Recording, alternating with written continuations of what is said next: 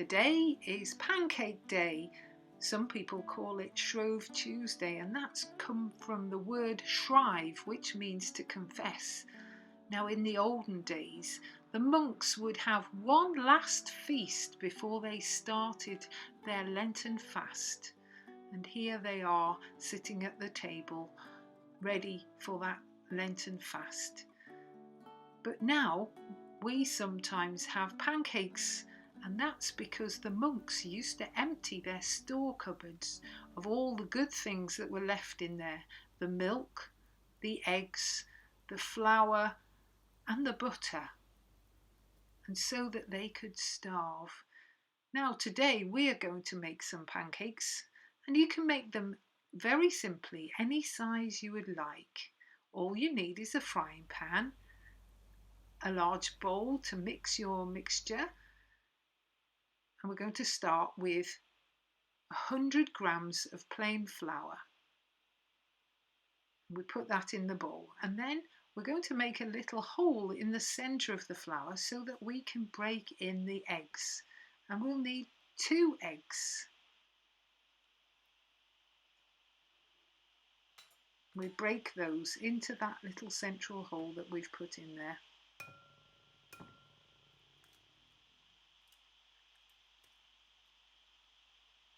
Now, the monks were not allowed to eat eggs during Lent, so eggs would have been a very special thing. They did keep chickens, so they were able to have eggs.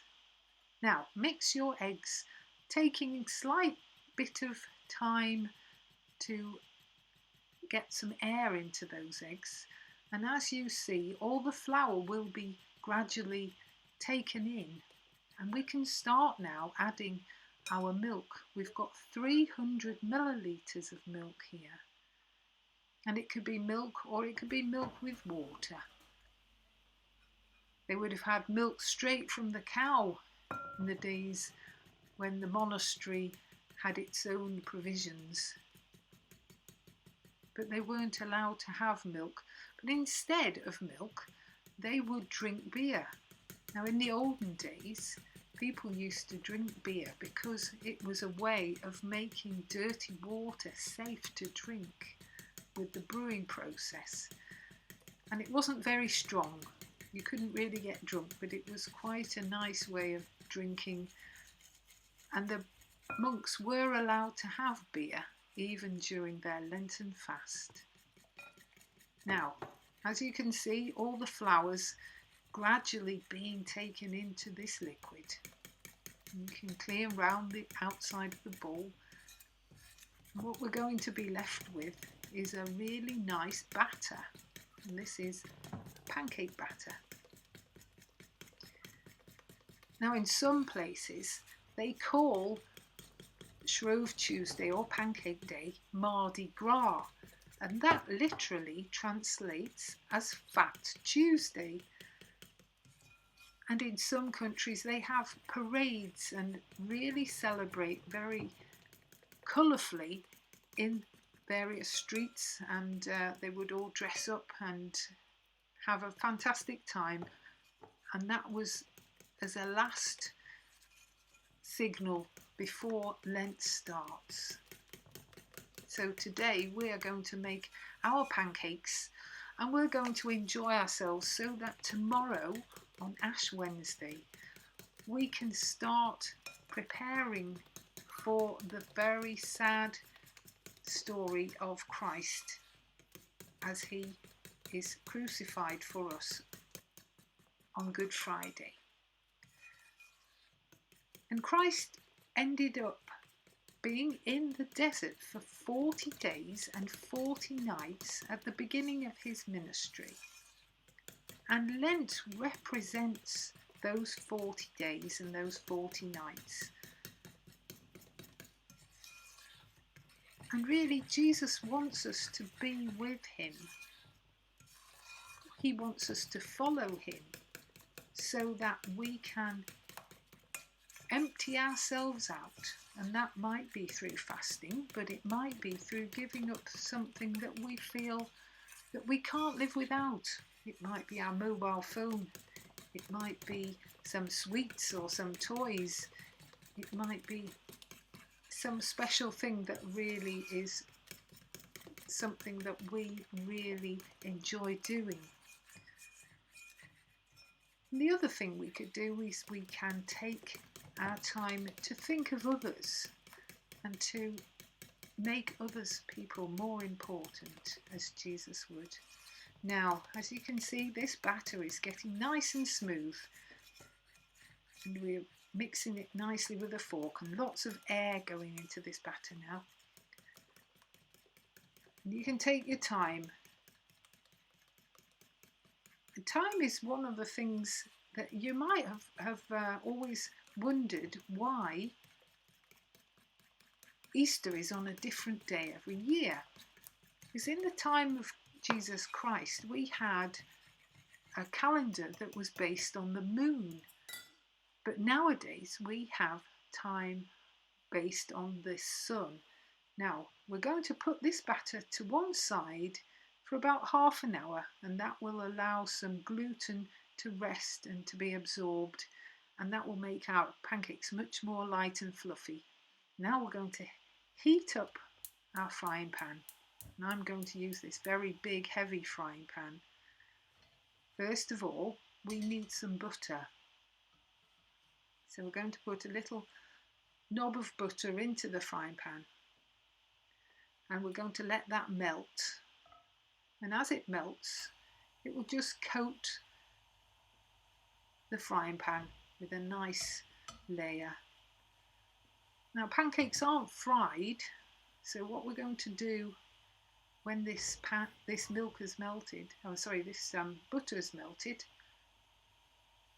we're going to mix it into our batter mixture there. So it takes a while for this frying pan to heat up because it's a very big heavy one. There we go, there's the butter melting. And when it sizzles and it gets nice and brown and very tasty, we're going to pour it into our batter mix. Now, going back to what I was saying before, we have now a calendar that's called the Gregorian calendar, and our calendar, the dates are based on the life of Jesus when we're now in year 2021, and Jesus died 2021 years ago. So Jesus was a very important person. And nowadays we use this calendar that's based on the sun. But in the olden days they didn't have the science, and they didn't understand that the one circulation of the earth was one day. They would have based it on the moon and the full moon and the half moon and the eclipsed moon. And that's why there was a group of very important people got together, and they had a council of Nicaea, and they decided when Easter was going to be, and it was going to be at the first full moon after the spring equinox. So that's why the date changes every year. And because Easter changes, 46 days before Easter always changes too, and that means that Pancake Day is also on a different day every year. Now we're going to put a bit of batter into our pan, and we're going to swirl it round so we get a nice thin coating of batter across the bottom of the pan. I usually find that the first pancake doesn't really work very well. It usually has too much fat left in the pan. So this is it cooking now, and you can see as it cooks it gets darker. Now all that white patch in the middle has gone away, and we're going to hold it up now so you can see that nice pancake. So this now is the pan, which is perfect to make pancakes. It's nice and shiny, but not too greasy. We don't want to fry the pancakes. They've just got to come loose. Again, we're going to swirl that round, and as soon as it hits the pan, the batter starts cooking. There, you can imagine that the monks would have loved these, and I know I love pancakes. I wonder how many you can eat at once. It takes a while to cook them, but I know that it's a really lovely thing to have as a snack. Now, you can see that this pancake's coming loose now, and so I'm going to use this spatula just to lift it. And let's see if we can flip it over. There it goes. There, and that way we can cook the other side perfectly. There, it's nice and slippy.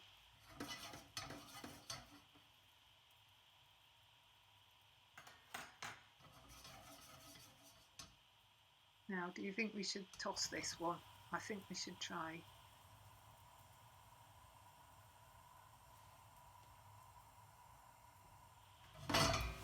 Now I'm going to try and toss this. Yay! There we go. And that's a perfect golden brown colour, just lovely and very easy to toss, and very tasty pancake. You can see, you can be brave when you're tossing the pancakes. They're not going to fall apart, they're quite strong. There we go. And that's a nice pancake. Now, you may have heard that some people have pancake races. Now, we can't have those this year, but this goes back to a story a while back of a lady who was making pancakes, and she was so busy making pancakes, the church bells rang and she was late for her service. So she continued down the street tossing her pancakes as she went, and when she ended up in church, she still had a pancake left in her frying pan. And I don't know if that's true, but it's a lovely idea.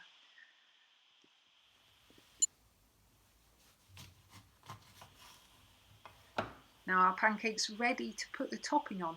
My favourite topping is lemon and sugar.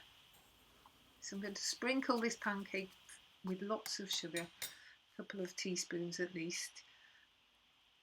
And then fresh lemon juice. So I'm just going to squeeze that all over.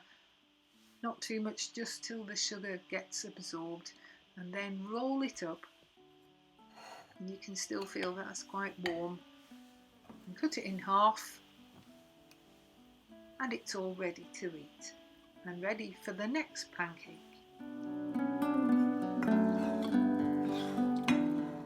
Now we come to the end of our batter, so Pancake Day is over for another year. You may be wondering why those monks of old decided to fast for so long. And they did it because they wanted to feel like Jesus did in the desert. The monks wanted to know what it was going to be like to live without anything, to be hungry, to empty themselves out, and so they would have a hole. Some people say this is a God-shaped hole that only God can fill. They let God come into themselves and to fill that empty space that was left, and that was left in their tummies and their hearts and their minds and their souls. And God would fill up that place, because God loves everybody.